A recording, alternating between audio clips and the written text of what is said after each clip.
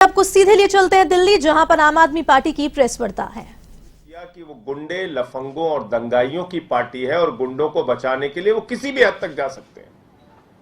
आप मुझे बताइए, जो लोग उन्नाव के बलात्कार करने वाले विधायक के साथ खड़े होते हैं, जो लोग नोएडा में अभी बलात्कार करने वाले के साथ थाने में पहुंच के प्रदर्शन करते हैं छुड़वाने के लिए, जो लोग कठुआ के अंदर 8 साल की बच्ची का बलात्कार करने वाले के बलात्कारियों के पक्ष में 3-3 मंत्री तिरंगा लेके निकलते हैं, ऐसे लोगों से आप उम्मीद कर सकते हैं कि ये कोई देश के सामने विकल्प दे सकते हैं, कोई स्वस्थ राजनीति कर सकते हैं?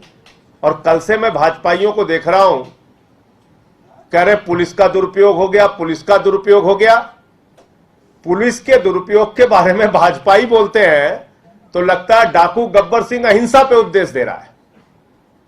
जिन लोगों ने हमारे मुख्यमंत्री अरविंद केजरीवाल के दफ्तर पे सीबीआई का छापा मारा, उप मुख्यमंत्री के घर पे सीबीआई का छापा मारा, स्वास्थ्य मंत्री के ऊपर सीबीआई छापा मारा, हमारे तमाम मंत्रियों पे छापे मारे और 35-35 विधायकों को पकड़ के अपमानित करके जेल में गिरफ्तार करके डालने का काम किया। और यहां तक कि सोमनाथ भारती का एक कुत्ता था, उसको पकड़ने के लिए 40 दिल्ली के पुलिस वाले गए थे।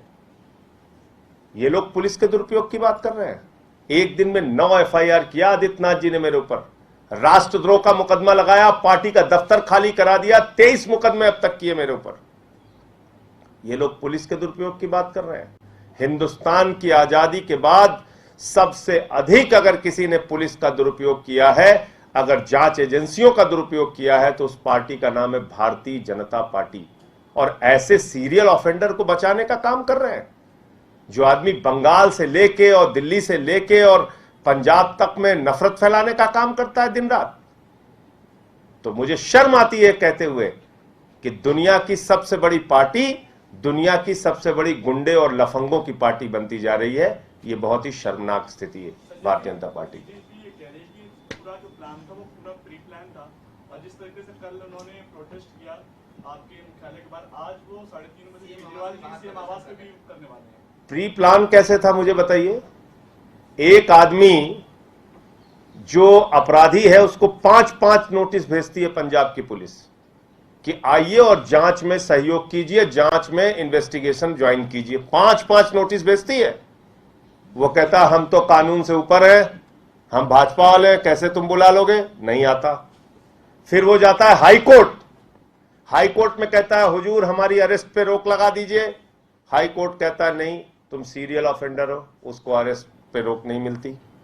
हाई कोर्ट से रोक नहीं मिलती, 5-5 नोटिस मिलती है, पुलिस वारंट लेके आती है, जनकपुरी थाने में सूचना देती है। और किस प्रोसेस को फॉलो करना चाहिए बताइए आप? हिंदुस्तान की धरती पे कौन सा ऐसा नियम है जो पंजाब पुलिस ने फॉलो नहीं किया इसकी गिरफ्तारी में? आप बताइए।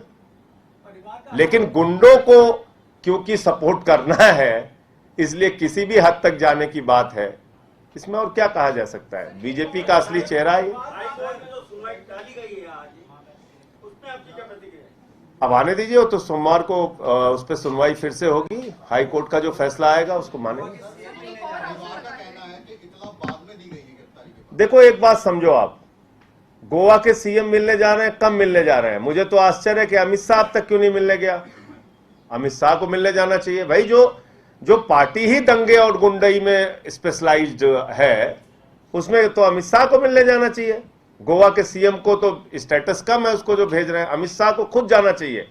भले ही अमित शाह दंगे फसाद नफरत फैलाने का काम करे, कहीं बिजी हो तो खाली होके जाए टाइम निकाल के। आप बताइए, ऐसे आदमी को बचा रहे हैं जो बंगाल से लेकर पंजाब तक हिंसा नफरत फैलाने का काम करता है। उसको ऐसा महिमा मंडित किया जा रहा है जैसे पता नहीं किस महापुरुष के खिलाफ पंजाब पुलिस कार्रवाई कर रही थी। सर, धार्मिक भावनाओं को भी आहत करने का आरोप लगा है। बहुत सारे आरोप है इसके खिलाफ। आप इसके अगर पूरे हिस्ट्री में जाएंगे, इसकी हिस्ट्री सीट अगर आप लोग पढ़ेंगे तो आप लोगों को भी ये लगेगा कि एक ऐसे शर्मनाक व्यक्ति को बचाने का काम पूरी की पूरी बीजेपी की लीडरशिप कर रही है। और साबित कर रही है बीजेपी कि दुनिया की सबसे बड़ी गुंडे लफंगों की पार्टी है बीजेपी। प्रदर्शन मार्च लगातार देखो ओहो, आप किसी भी चीज पे आश्चर्य मत कीजिए। किसी दिन हो सकता है हमारी गाड़ी तोड़ दे, बिल्कुल आश्चर्य मत कीजिएगा। किसी दिन हो सकता है सीएम के घर पे जैसे पिछली बार तोड़फोड़ किया था, आज 3:30 बजे आप बता रहे हैं वहां फिर से तोड़फोड़ कर दें।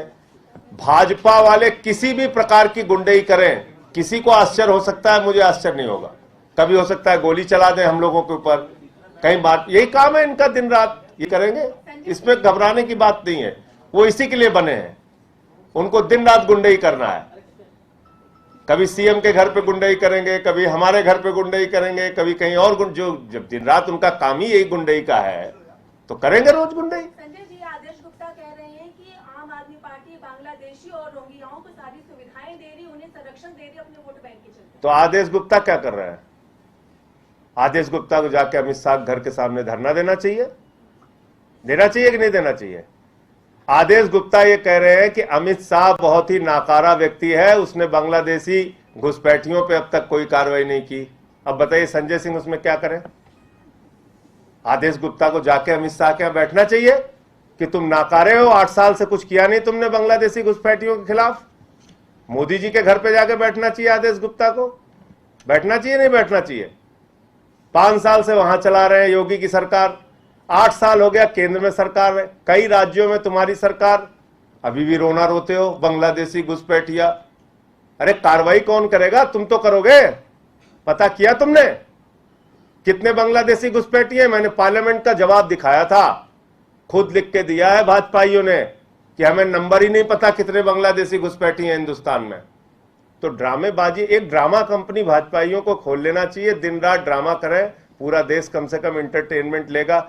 ये लोग कैसी कैसी किस्से मांग कर रहे हो तुम? बांग्लादेशी घुसपैठिए उड़ के आ गए दिल्ली में। बॉर्डर की सुरक्षा किसके पास है? 8 साल से किसके पास है बॉर्डर की सुरक्षा? देश की सीमा की सुरक्षा की जिम्मेदारी मोदी अमित शाह के पास है। आदेश गुप्ता को कहना चाहिए कि मोदी जी और अमित शाह देश के सबसे नाकारा नेता हैं। 8 साल में इन्होंने बांग्लादेशी घुसपैठियों पे कोई कार्रवाई नहीं की और आदेश गुप्ता अनशन करेंगे अमित शाह के खिलाफ। कहें